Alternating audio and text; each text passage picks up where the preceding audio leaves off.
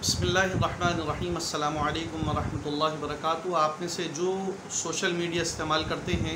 وہ دو شخصیت مفتی طارق مسعود صاحب اور انجینئر محمد علی مرزا صاحب کے نام سے ضرور واقف ہوں گے، اور گزشتہ چند ماہ سے سوشل میڈیا پر ان دونوں کے درمیان ویڈیو کے تبادلے اور آپس کی کشمکش سے بھی بخوبی واقف ہوں گے۔ آپ نے خود کہا کہ میں آنا چاہتا ہوں جہلم۔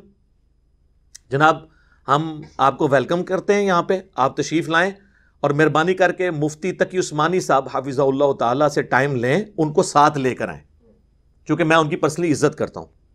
تاکہ ایک معاملہ کلیئر ہو جائے۔ اور یہ میں شرط نہیں رکھ رہا، اگر بڑا نہیں بھی آتا آپ کے ساتھ، مفتی صاحب تشریف لے آئیں، آپ اکیلے ہی آ جائیں،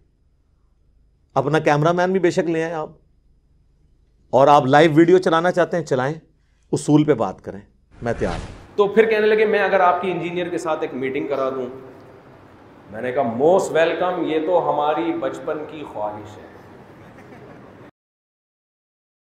گزشتہ چند ماہ سے مفتی طارق مسعود صاحب کو دیے جانے والے ان کے چیلنجز، اور پھر بالخصوص علماء دیوبند کی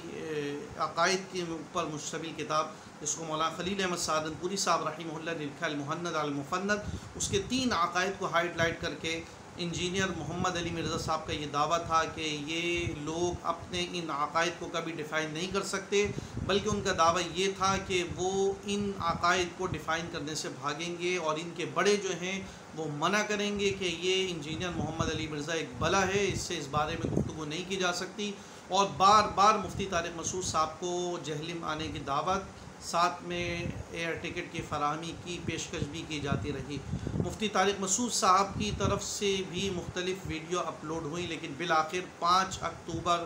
2021 کو مفتی طارق مسعود صاحب جہلم پہنچ گئے۔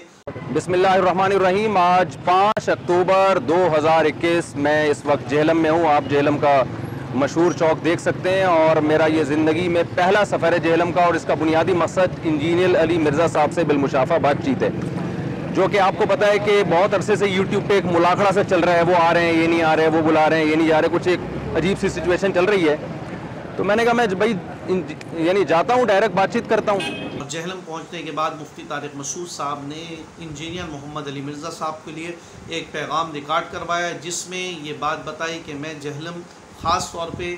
آپ سے ان مسائل پر گفتگو کرنے جن مسائل کے بارے میں آپ مجھے بار بار چیلنجز کرتے رہے ہیں، 1.5 گھنٹے گفتگو المحند المفند، اور بقیہ 1.5 گھنٹے ان چیلنجز پر بات ہوگی جو آپ وقتاً فوقتاً دیتے رہے ہیں۔